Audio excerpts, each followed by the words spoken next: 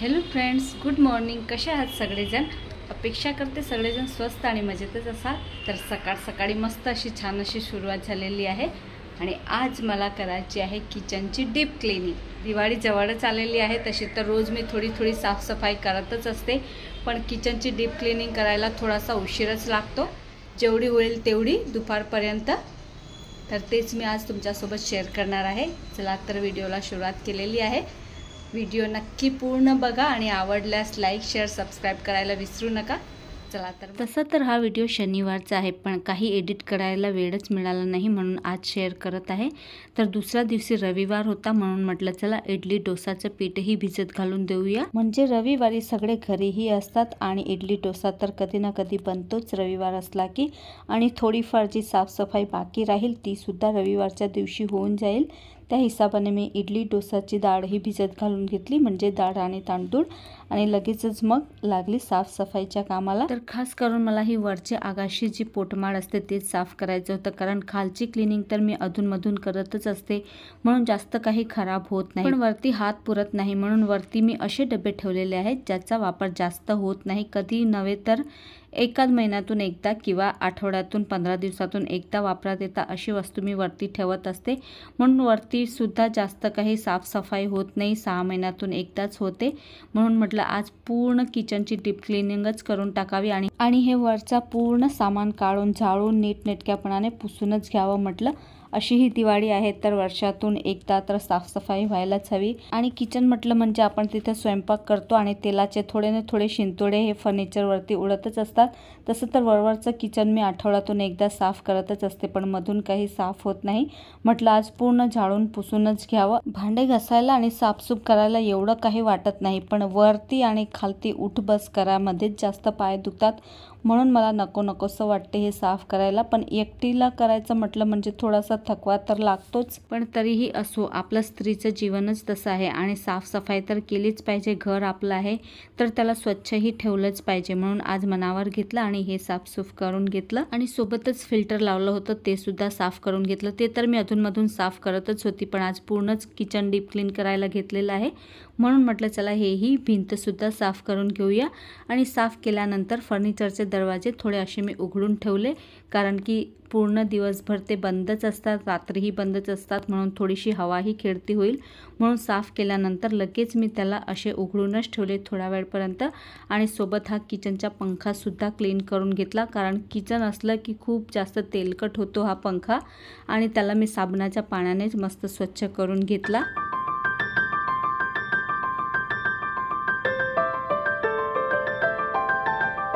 आणि ही इकडची रिकामी भिंत होती, तर इथे मी काच लावून घेतले होते काही बरण्या ठेवण्यासाठी. पण आता असं वाटते नाही लावले असते तर चाललं असतं, कारण की तेलाचे डाग एवढे पडतात आणि हे काच एवढे खराब होतात की आठवड्यातून एकदा तरी साफ करावेच लागतात, म्हणून मला असं वाटते नाही लावले असते तरीसुद्धा चालले असते. पण किचन एवढं छोटं आहे की त्यामध्ये सामान कुठे ठेवायचं हेच कळत नाही, म्हणून मी हे एक्स्ट्राचे काच लावून घेतले होते. पण त्याला आता स्वच्छ करायचा खूप जास्त ताप आहे, पण चला असो. तर सोबतच मी हे सगळे काचसुद्धा मस्त साबणाच्या पाण्याने धुवून घेतले.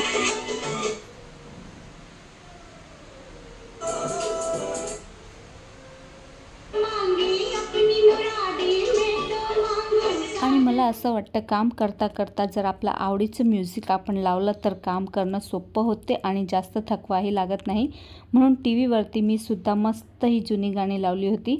आत्ताच्या नवीन गाण्यामध्ये एवढा काही दम नाही, म्हणून मला ती 90sची जुनी गाणी असतात तीच खूप आवडतात, म्हणून तीच लावली आणि मस्त कामाला सुरुवात केली. आता हे भांडे मी तुम्हाला दाखवत आहे, कारण की पहा माझ्या सासूबाईंनी एवढे सगळे भांडे जमा करून ठेवलेले आहे की मला नवीन भांडे घेण्याची गरजच पडत नाही. खूप साऱ्या वाट्या आहेत, ताटं आहेत आणि ग्लास आणि पातेले किंवा वाटके, आणि हा एक डिनर सेटसुद्धा आहे. हा तर नवीनच आहे, जुना नाही आहे जास्त, माझ्या सासऱ्यांनाच भेटलेला होता तोच आहे. पहा ना, जुन्या लोकांना किती हौस होती एक एक भांडं जमा करून ठेवायची. आता तरी आपल्याला एवढी काही हौस वाटत नाही, जे नवीन दिसलं तेच आपण घेत असतो, पण जुने लोक पण असेच होते. खूप जास्त वस्तू साठवून ठेवत होते आणि त्यांच्या अशा 2-3 टाक्या भरून असे भांडे ठेवलेले आहेत जे आपल्याला आता फेकूसुद्धा वाटत नाही आणि नवीनच असल्यामुळे मी सुद्धा त्यांची निशाणी म्हणून राहू दिलेली आहे। आणि वरती साफ केल्यानंतर हा किचनच्या खालती जे कॉर्नर आहे तो पण खूप डीप आहे आणि तोही मला साफ करायचा होता। त्यातला सुद्धा सगळं सामान बाहेर काढला आणि तो सुद्धा मी मस्त स्वच्छ असा पुसून घेतला आणि थोडा वेळ त्यालाही उघडं करून वाळू दिला। त्यानंतर आता आले भांडे घासण्याची वारी। तर जेवढेही माझ्याजवळ जर्मरचे आणि स्टीलचे डब्बे होते ते सगळे डब्बे मी घासून घेणार आहे। बघा आज एक किस्सा मी तुम्हाला सांगते। ह्या घरात यायला तर आम्हाला अजून 2च वर्ष झालेले आहेत, पण ह्या घराच्या आधी जिथे आम्ही जुन्या ठिकाणी राहत होतो तिथे आमचं खूप छोटंसं घर होतं। अगदी 10 बाय 10ची एक रूम होती, एक खालती आणि एक वरती, आणि तिथं कुठलंही फर्निचर वगैरे काहीच नव्हतं आणि आमचं जमीनवालं घर होतं, त्यामुळे खालती सुद्धा सगळे आजूबाजूतले लोक ओळखायचे आणि एकमेकांच्या घरी येणं जाणं चालूच असायचं। आता तर फ्लॅटमध्ये आम्ही घेतलेलं आहे, पण दिवाळी आली की मात्र जर्मरचे डब्बे असे चमकवायचे की समोरच्या व्यक्ती आपल्या घरामध्ये येईल तर तो विचारल्याशिवाय राहणारच नाही की तू कुठल्या पावडरने किंवा कुठल्या लिक्विडने डबे साफ केलेले आहे। तर असं आम्ही एकमेकीचा हेवा करत असो। कुणाच्याही घरी गेले की आधी त्याला विचारायचं की तू डबे कुठल्या पावडरने किंवा कुठल्या लिक्विडने घासलेले आहेत, असं आमचं चालत राहायचं। कारण की तेव्हा ओपन किचन होतं माझं आणि 10-15 डबे माझ्याकडे होते आणि सगळे वरती अशा प्रकारे रचलेले होते की अगदी समोरच दिसायचे, म्हणून डबे एवढा जोर लावून घासला जायचा की ते अगदी चकचकीत निघले पाहिजे। आणि आत्ता तर फ्लॅट सिस्टममध्ये आल्यामुळे सगळं फर्निचर केलेलं आहे, तर अर्धे डबेसुद्धा मी विकून टाकले आणि सगळे डबे आता फर्निचरमध्ये बंद असतात, त्यामुळे दिसणं तर काही शक्य नाही, म्हणून जसे निघले तसे घासतात आणि पुसून मग फर्निचरमध्ये बंद करून ठेवून दिले जातात। पण असो, पहिले तर दिवाळीचा एवढी हौस होती की दिवाळी आली म्हणजे खूप सारा फराळ बनवायचा, एकमेकीच्या घरी द्यायचा आणि सगळ्यांना अभिनंदन करायचं, दिवाळीच्या शुभेच्छा द्यायच्या। पण आता इकडे एवढा काही उल्हास राहिलेला नाही आहे, कारण की इथे अजून आम्ही नवीनच आहोत, म्हणून एवढी काही सगळ्यांशी ओळखाण झालेली नाही आहे। कारण की आधी जुन्या घरी आम्ही 20-25 वर्ष राहिलो, त्यामुळे सगळ्यांशी खूप जास्त ओळख झाली होती। आताही असं नाही, आम्ही तिथेही जातो, पण तरीसुद्धा इथे आता राहायला आलो आहोत म्हणून पण एवढी ओळखाण झालेली नाही आहे। चला असो, एवढे सगळे डब्बे घासायचे आहेत आणि आज संध्याकाळी मला बाजारात सुद्धा जायचं आहे भाजीपाला आणण्यासाठी।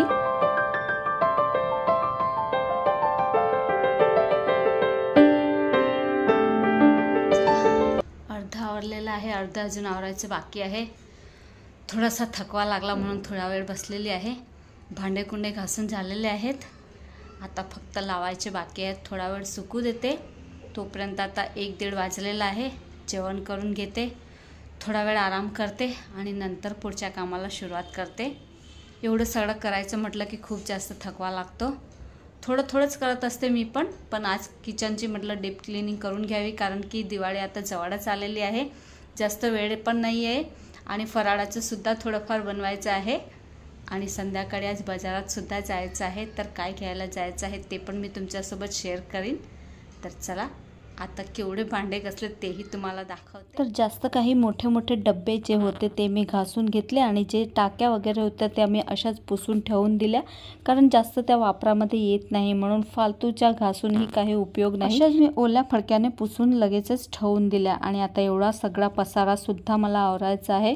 किचनवरतीही किती सारा राडा पडलेला आहे तोही आवरायचा आहे, खालती सगळे भांडेही लावून ठेवायचे आहेत आणि सगळं मला आवरायचं आहे। तर सगळं माझं आवरून झालेलं आहे आणि आता मी बाजारात चाललेली आहे भाजी घेण्यासाठी।